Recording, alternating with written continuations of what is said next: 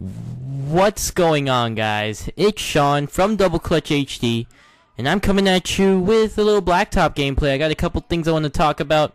Another kind of state of the NBA kind of update video. And today I wanted to talk about Kobe Bryant's return. I'm going to be watching that in about a couple minutes after I record this commentary. And then I wanted to talk about a little trade that happened today. So you guys might not have heard, you might have heard, I'm not sure. But Rudy Gay got traded to the Sacramento Kings, which is kind of a surprise move. But let me go through the details of this trade. Alright, so Toronto sends Rudy Gay, Aaron Gray, and Quincy AC to the Kings. And the Kings get, the Kings sent John Salmons, Gravis Vasquez, Patrick Patterson. I think there was one more person. And Chuck Hayes. So I think what Toronto's trying to do here is they're trying to clear some cap space. They're Rudy Gay. He's been producing for them. It's just that they don't have a solid supporting cast around him. So it makes Rudy Gay look really bad. It looks like he should have superstar. He is a superstar pretty much in this NBA. That is questionable. I understand, but he's like the center of the team.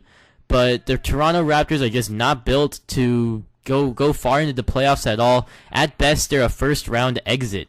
So I think that's what they're trying to do, and they want to clear some cap space for the next couple years, so they can make some splashes in the free agency market.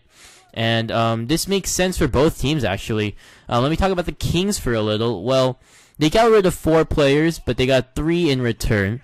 They get a centerpiece around DeMarcus Cousins and Isaiah Thomas. This should pretty much put them over the edge in the Western Conference, because the Western Conference is pretty tough this year, if I say so myself. And I mean, there's only like 3 teams over 500 in the East. So the West is definitely tough. But I think the Kings, what they're trying to do is they bring Rudy Gay in, maybe sign him to an extension. I don't know if they can do that, but they're probably going to stick with Rudy Gay, try to sign him before the season ends. If they can't reach an extension, then I don't think they'll let him walk, because they gave a lot up for Rudy Gay. So I'm guessing they'll keep him and try to rebuild through the draft. I think this is the stage where they want to become a contender, because they have their starting point guard, they have their starting shooting guard, now they have their starting small forward, they have DeMarcus Cousins, and their team is solid. And I mean, it was they didn't really give up too many like key players. Patrick Patterson, in my opinion, was a pretty good player for them. John Salmons, he was getting old, definitely a lockdown defender, but he's probably just going to end up sticking in Toronto, play his last few years there. And that's probably what's going to happen for him.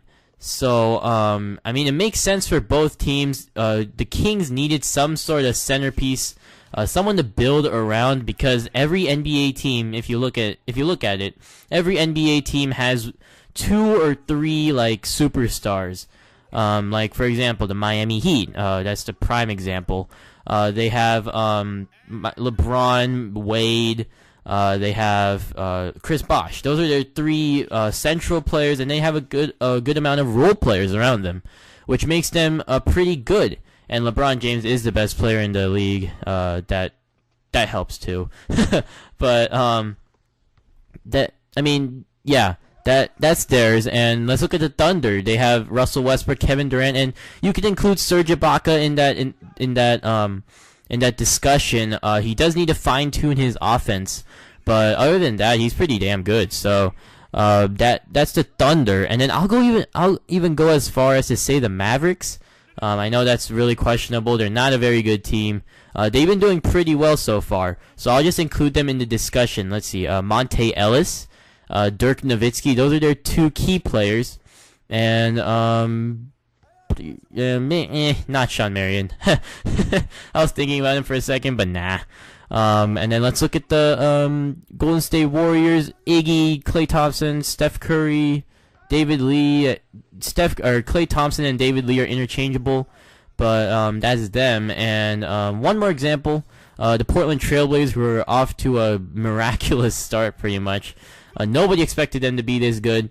They have LaMarcus Aldridge, Damian Lillard, and Nicholas Batum. I guess that's their big three. Maybe Wesley Matthews. You can include him in that discussion. But yeah, that's my little yeah, those are the guys that are pretty much NBA talents, or not talents. What am I thinking?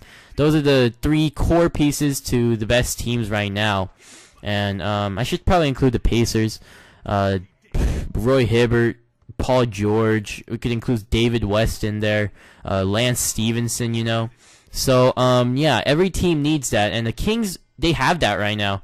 They got Isaiah Thomas, who can score, and getting rid of Gravis Vasquez was key, because Isaiah was coming off the bench, and now he can fly as a starter. He has starter potential. It's just that Gravis Vasquez was just better, in my opinion.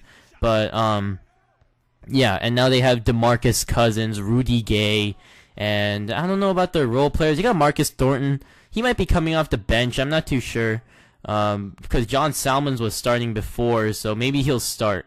But the Kings have that now, and now I pretty much talked about the Kings for 6 minutes, which was freaking impossible. But let's get to the Kobe Bryant return. What am I expecting from him? As a Laker fan, you guys probably know I'm a Laker fan. I have a Lakers association, you know, and all that stuff. But what I expect from Kobe, I'm not expecting a lot, honestly.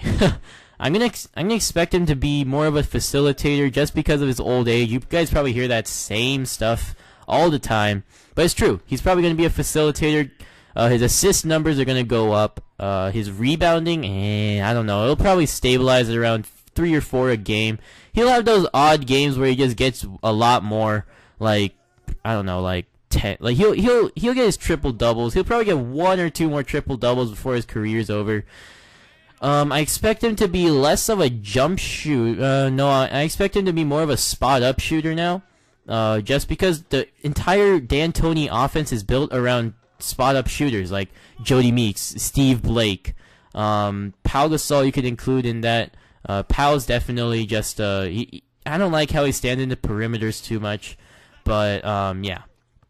And so Kobe's probably going to take more jumpers.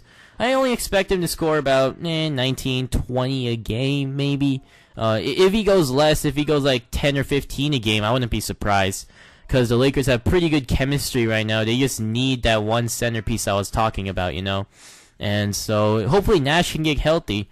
And I know he's not what he was before when he was flying in Phoenix. But he is still a solid player. His defense is definitely lacking. Yeah, so in other news, Jordan Farmar was hurt, and that definitely hurts the Lakers because Steve Blake has to play a lot of the minutes, but the return of Kobe will definitely help that out. So that's my little update video, guys. I had to talk about it. I didn't know Rudy Gay got traded today, and then I was just ready to watch the Laker game, and I went online, and it said Rudy Gay got traded, and I was like, oh, dang, I gotta make a video on this. So, yeah. This video is coming to an end, guys. Thanks so much for watching. I love the support on these videos, guys. And, yeah. That's pretty much it.